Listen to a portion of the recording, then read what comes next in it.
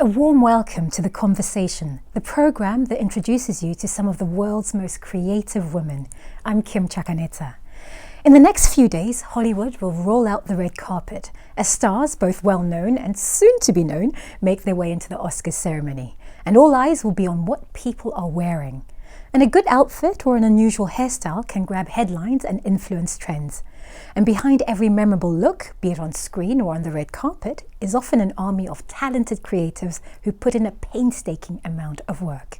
Today I'm in Hollywood to meet two incredible women who are responsible for some of the most iconic looks of the past few years. Zarina Akers is an Emmy Award-winning fashion stylist and costume designer. She's best known for her work with Beyoncé. She was Queen Bee's personal wardrobe curator for 7 years, and you can see her creations on the visual album Black is King.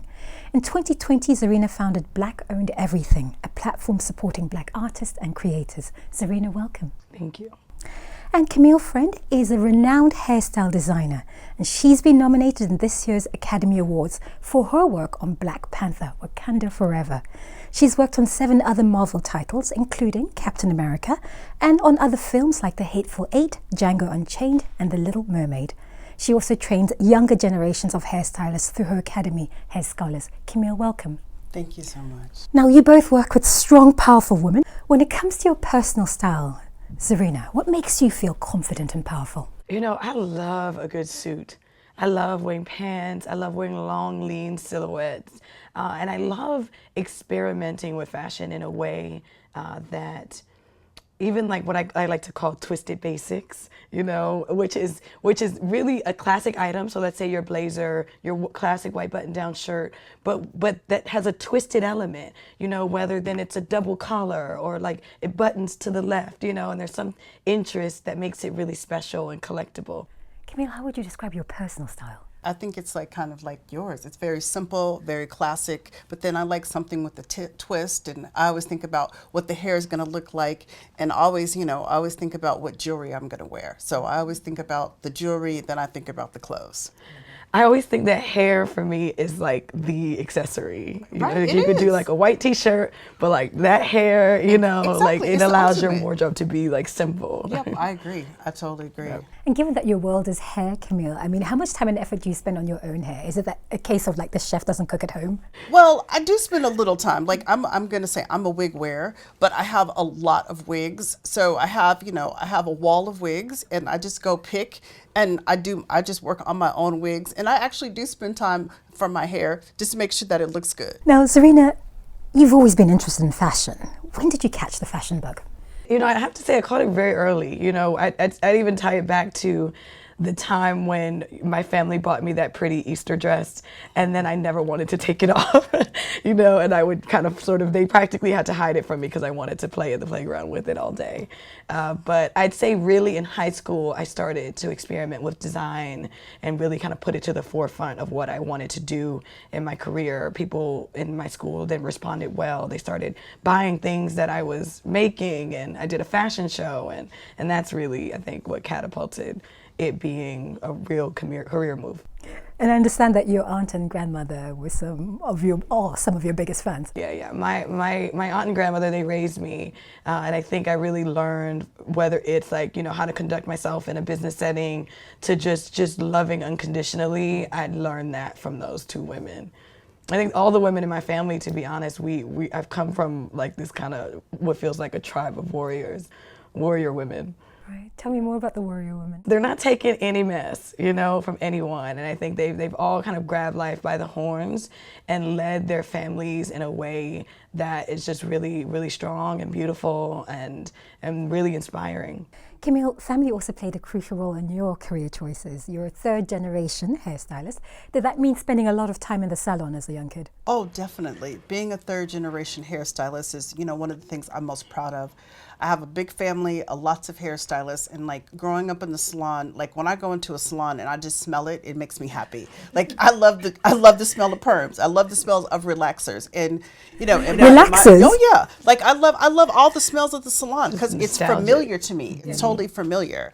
And, we had to work in the salon. So you had to sweep hair, take rollers down. You had to earn you getting your hair done. So, at the end of the day, that's when our cousins, we would shampoo each other's hair and get ready to get in the chair. That was the moment. Well, now I do everybody's hair, but that's what we do. We get together and I do everybody's hair. So that's beautiful. Yeah.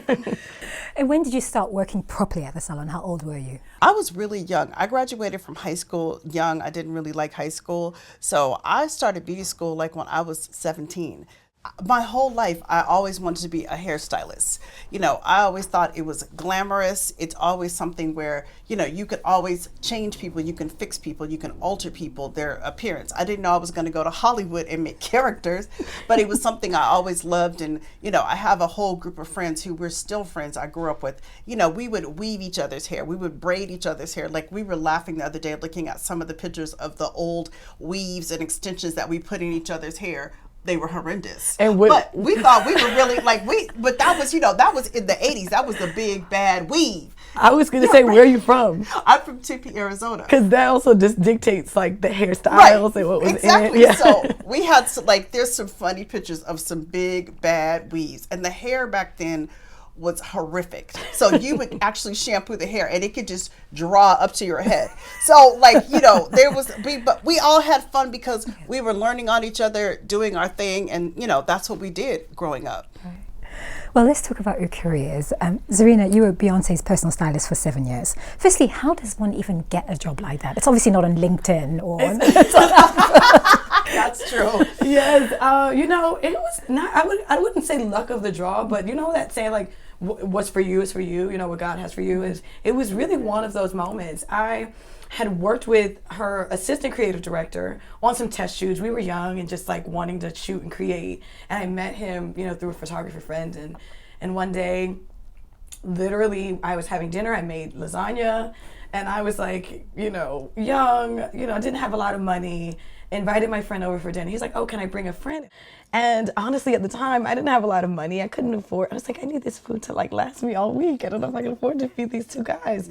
And after that, I remember just my aunt's voice ringing in my head, like, you're never stingy with food. I said, okay, bring him. We end up spending the night just talking about our goals. And in the end, I'm telling him I want to go out on my own soon. I was an assistant at the time. And he said, well, she's looking for someone. And I'm like, yeah, get me a meeting. Yeah, whatever, and he actually got me a meeting about a month later. And I started, I did a trial for over a weekend. Wait, before you even get to that, can I ask, how do you prepare for such a potentially game-changing meeting? I honestly didn't, because I had been working so ferociously as an assistant. I was making money. I didn't really have that much time to really build a portfolio. So I did some quick shoots. I had some Polaroids, some ideas, and I pitched some ideas and presented it at the meeting. And I think in the end, it was really more about the person, can I be around this person every day? Can I trust this person? Can I connect? And it was much less about, they were impressed with some of the Polaroids and things that I had, but then we just kind of went from there. And what were you doing on a day-to-day basis? What does that work involve? It was everything from, packing a vacation, picking out what you're going to wear maybe to dinner or to an event. But so think about it, that day to day for someone like Beyonce could be, maybe you're just going to dinner with your husband, or maybe you're going to a huge red carpet, so it's kind of sort of being ready and preparing for, let's say, any curveball, any last minute event, or, whether it's like a month or two out, preparing for a big carpet or a music video. It could honestly literally be anything. Right. You created many looks for her, but one of the most iconic started with a hat that didn't quite fit. Yes. Tell us about that. Yes. The formation hat look, which was just really, really interesting how it came about. I was doing a fitting for another project that we were working on, and the hat I was fitting with Fit Model, just exploring some looks, and it kept falling down. But the girl, I say, well, you don't have a weave. She'll probably have a wig or something, and you know, I'll tape it later. Right. I'll fit it later. Right. But it keeps like falling back and falling over. I was actually, you know, that's kind of cool. Let me just take a picture like that. And I included the picture in the photos that I showed to B, and she loved it that way and ended up shooting it exactly like that. And that look of that hat ended up in the famous Formation video, didn't it? Music video. That was such a pivotal moment for me because it was one of the first big projects that I worked on outside of just personal wardrobe and you know, and like a closet wardrobe. But you know, it really taught me and showed me that, wow, I'm in a space where I really get to contribute to projects that are larger than me. You know, like work that will outlive me someday, you know, and to watch that one look and that one image sort of turn into a symbol almost for a movement, you know, was really like just an interesting experience, and it kind of helped me develop my voice in a way as a creator. Must be deeply satisfying. Camille, you've worked on some incredible films. I'd like you to talk me through your creative process. Where does a project start? Is it with a conversation? Is it with a script? Usually it starts with the script, but then I really always like talking to the director, and you know, he or she. And for me, it's always like figuring out what their aesthetic is, what they like, what they don't like. And then also start with the actor. Like really, I always go through and look at like all the looks that actor has. And for me, I'm always thinking, what haven't they had? What can I create for them that's going to be something different? So that's going to put a stamp on this movie that's not going to look the same as every other movie. And like even looking at director, like what does his body of work look like, or she's look like? What does it look like? What do their movies look like? How do they shoot? Like, do they shoot like, you know, are they people who shoot very tight most of the time, or do they shoot wides? All of those things to me, I think about when I'm designing the hair. That's a lot of preparation and research.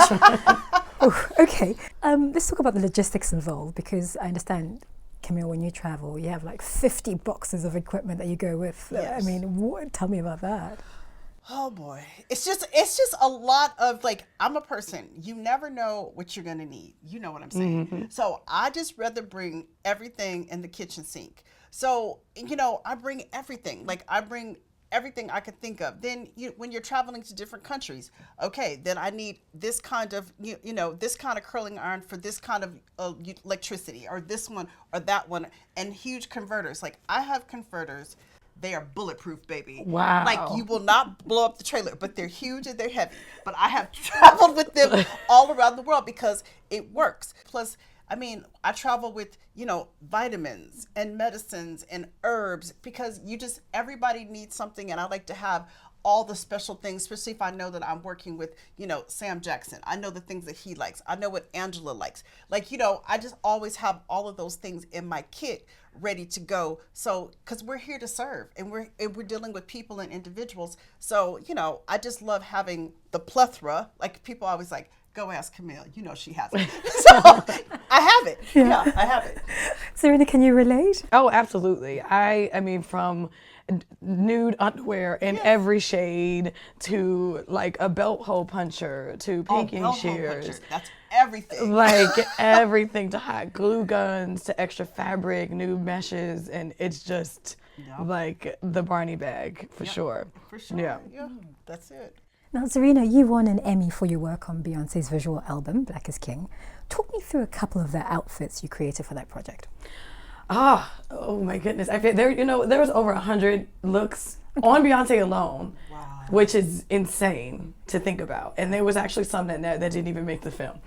There was this Valentino gorgeous leopard beaded lace cat suit, you know, so then we end up like wrapping her Rolls Royce in like a cheetah print. And then I had suits. Don't tell me how I found like 50 cheetah printed suits for all of these men standing around her, you know, so you got this kind of full like mono look that was just like really, really funny. Now, Camille, you've worked on some iconic films, including Black Panther. When the film first came out, when did you realize how big a deal Black Panther was? Well, I'm just going to start from this. Originally, I didn't want to do Black Panther. Why not? No, I'm just telling the truth. I wanted to do Avengers because in my mind, I wanted to do the biggest movie in Marvel. Mm-hmm. And then when I started exploring it, and I remember Sam Jackson said to me, I was like, what do you think about Black Panther? And he goes, Camille, that's going to be the biggest movie Marvel ever had. I said, you think so? He goes, girl, you better go over there and do that movie. So I went over there, like Sam Jackson said, you better go do that movie. And, you know, I'm like, it's something that's changed my life, who will always forever be. And I'll tell you, to circle back, I guess really, I didn't really understand until, I guess when it came out and it was like Friday and the publicist called me from Disney and she goes, Camille, can you please like answer your Instagram and look at your Instagram? And I said, for what? She goes, could you just look at it? And I opened it and like there were all these messages. And I said, oh, wow. It just took off into something that I don't think any of us really knew, you know, but it's beautiful that it was a gift to the world. And, you know, what Chadwick did in that movie, you know, that's why we're doing too, because of him. Yeah. Well, we have Samuel L. Jackson to thank. Well, the new film, Wakanda Forever, starts with a funeral of T'Challa. What did that scene mean to you and for the rest of the cast? Because obviously you're also mourning Chadwick Boseman, who sadly passed away in 2020. I think it meant a lot to everybody. And I'll tell you, when we first got to Atlanta where we shot, Ryan Coogler took all of us, like the department heads, and we went to Chadwick Boseman. We went to his funeral site. We went to go have like our own service, our own moment. We had the drummers there. We had our own like service because we all needed that because everybody was a part when it happened. So it was something that I think was really good for all of us because when I first got there, I was really quite sad and I was really having a hard time getting started. I really was. I was having a hard time getting past it. So once we had that moment, then it was like, okay, we're back to work and we're there. That scene is so powerful. First time I saw the movie was in London, and I was sitting with the lead, actually, Tenoch, who is Namor, and I was being real cool. I was like, I'm not gonna cry. People say they cry when they see it. The movie had been out like 3 weeks. Next thing I know, I cannot control it. Tenoch shakes my hand. He's like, "Are you okay, Camille?" I said, "No." I could not stop crying. Absolutely stunning. I could not stop crying. And I knew what was going to happen, but I really got caught in the emotion of the film, and it was something that was beautiful in that moment. Like I was a viewer, I felt it, and I was really there, and it was beautiful. Well, the new Black Panther film, Wakanda Forever, is centered around two incredible women. We have Queen Ramonda, played by Angela Bassett, and her daughter Shuri, played by Letitia Wright. Talk me through the styles you created for them. How did these styles complement the storytelling? They had shaved their heads in mourning, and that's what happens in West African culture. So what would that look like a year later? So taking that idea, and I was like, okay, Angela, we're going to get rid of the locks. We're just going to go fresh.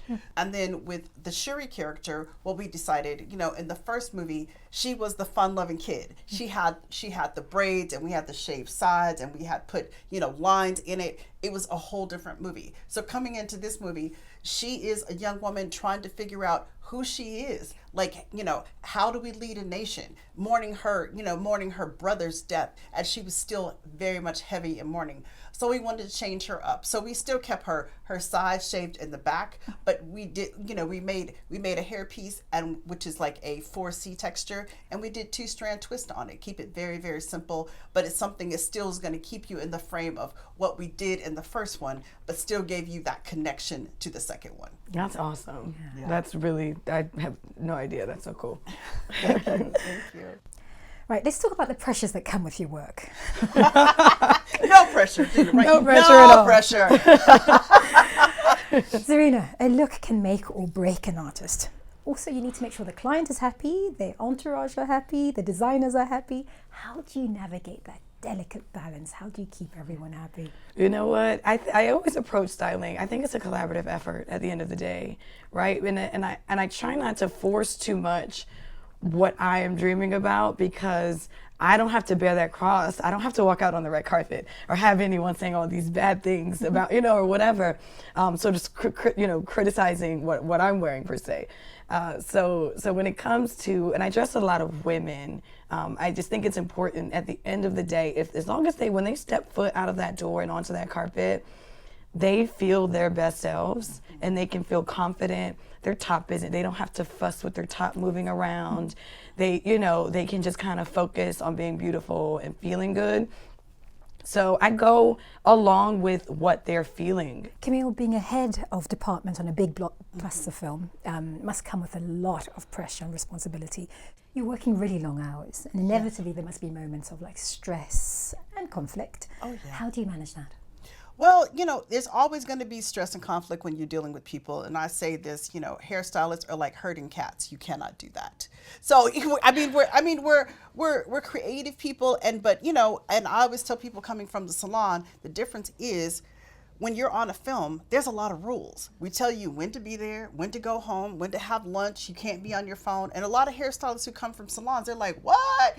It's a whole different get down. But if you can lend yourself, and you can step out of yourself, you can create a beautiful atmosphere. And that's what I try to do. And always in my trailer, I call it a place. It's a safe space. If you don't know how to do something, that's okay with me. Let me show you how to do it, because I love teaching and I'm open. And even people, I love people, if you don't know how to do something, if you know how to do it, hey, show this person how to do it. So it's always a safe space where people can learn, they can grow. And I always love that people tell me as artists that they grow when they work on movies with me. So that's what's most important. When you look back at your personal journeys, you've both had no connections and you came to Hollywood and you made it. What do you owe your success to, Serena? I'd say my patience. Being a young Black girl, coming up into these very new spaces. Often I was the only Black girl, and I had to really learn how to maneuver in these spaces. I didn't, I thought I had to speak a certain way and look a certain way, and when I got rid of that, when I let that go, and I decided to sort of just be my genuine self, let my little accent come out, my little Maryland twang, I love it. I love it. And yeah. it let down a guard, and it allowed me to really learn and connect with people in a very different way. Camille, what do you owe your success to? Some of the very much same things. When I really started loving Camille and just being my authentic self and speaking up, meditation is huge for me. Meditation, I've been meditating for 20 some years, and settling my mind and getting your mind right, especially in the morning, that's the first thing you got to do. It's that, I would say that's so important. For me, I pray in the morning, and having that, even if I take a minute to have a coffee and walk around my neighborhood and just set my own day and have that first few minutes for myself, gold. What can be done to increase diversity in the industry, do you think, Camille? I think people have to get out of their box. People have, a box of, oh, I hired these people. Expand your horizons. Because I think the worst thing and the worst offenses have been when you have people of color and you have nobody in the trailer that they represent. It's not right, it's not fair. And every actor who sits in the chair should have an opportunity to have an artist who can do their skin tone, that can do their hair texture. And there's no excuse for us as hairstylists and makeup artists in 2023 for us not to be able to do that. And I think it's a two-part thing, because I think in those higher level decision-making rooms, there needs to be more people of color. Oh, definitely. There. And then thankfully women like us, I always have, assistants of color, or, because you have to create that space. So if we're on set and they're falling in love with your assistant, because that's what they have to communicate the most with, right. Maybe, and then they're kind of able to sort of open the mind, the producers, and okay, you remember, okay, maybe I'll call this person, I'll call that person. But it's almost like a each one teach one, It is. Yeah. We have to take our hand and we have to pull people up. Camille, you are nominated for an Oscar. Congratulations. Thank you. And how are you feeling as someone who's always behind the scenes? You're going to have to be in the spotlight for once. How are you feeling about Oscar night? Actually, I'm feeling really good. I'll tell you, this was the third time. So in the sense of I've had 2 other movies prior to this where I got close, where I had made the short list for the Oscars. How I went to the Bake Off, which is, you know, the ceremony before they do the nominees. So I had presented, you know, 2 other movies, and you wake up in the morning and the night of the day that they announced early in the morning, and 2 times, you know, it didn't happen. And I just went back to bed and cried. So this time I was ready. Yeah. I was like, hey, no matter what happens, it's going to be all right. And so when they announced my name, first thing I heard was All Quiet on the Western Front. Yes. And then I heard Batman, and I was like, well, we'll see what's going to be. And they said black, and I didn't even hear my name. I was gone. I was gone. I was like, I was screaming, hollering, all I saw. So it's so funny because that day I had to play it back all day. And like, I watched it with my mother. I was like, Mommy, she said, they said your name, baby. And so, you know, it's not only just about me. It's all my ancestors who were hairstylists. It's all those people who helped me get to this place, because it's a whole team. I totally acknowledge this, and I'm having a blast. Yay! Congratulations. Do you have your outfit and hairstyle planned for the night? The hairstyle is still questionable. I'm still working on that in my head, but I do have my dress. Okay. So I'm really excited that Sergio Hudson did a dress Yay. for me. So yes, I wanted to do a black designer. That was really, really, really important for me. So Sergio has given me a beautiful dress. So I'll be looking good. Yes, amazing. Yeah.